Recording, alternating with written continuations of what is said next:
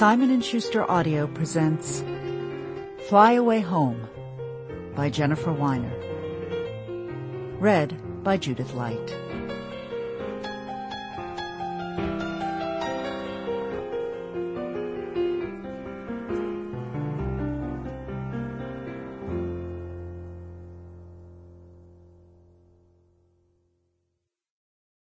Part 1.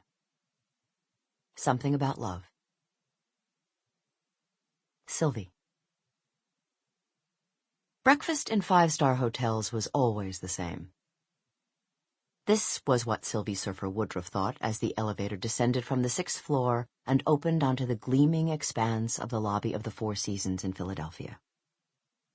After 32 years of marriage, 14 of them as the wife of the senior senator from New York, after visits to 6 continents and some of the major cities of the world, perhaps she should have been able to come up with something more profound about human nature and common ground and the ties that bind us all.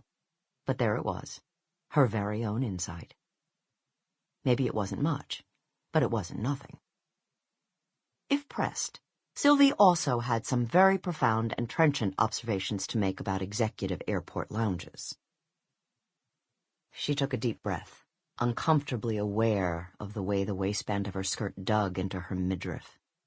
Then she slipped her hand into her husband's and walked beside him, past the reception desk toward the restaurant, thinking that it was a good thing, a reassuring thing, that no matter where you were, London or Los Angeles or Dubai, if you were in a good hotel, a Four Seasons or a Ritz-Carlton, and these days when she and Richard traveled, they were almost always in a Four Seasons or a Ritz-Carlton, your breakfast would never surprise you.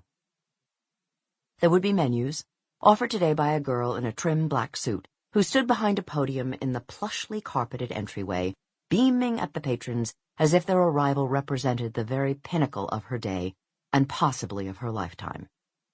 Richard would wave the menus away.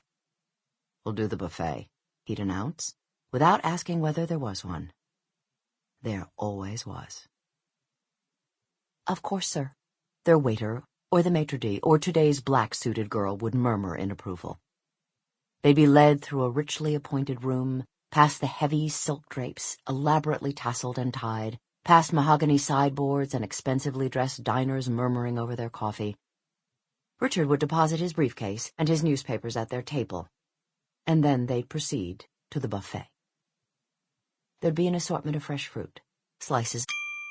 Sample complete. Ready to continue?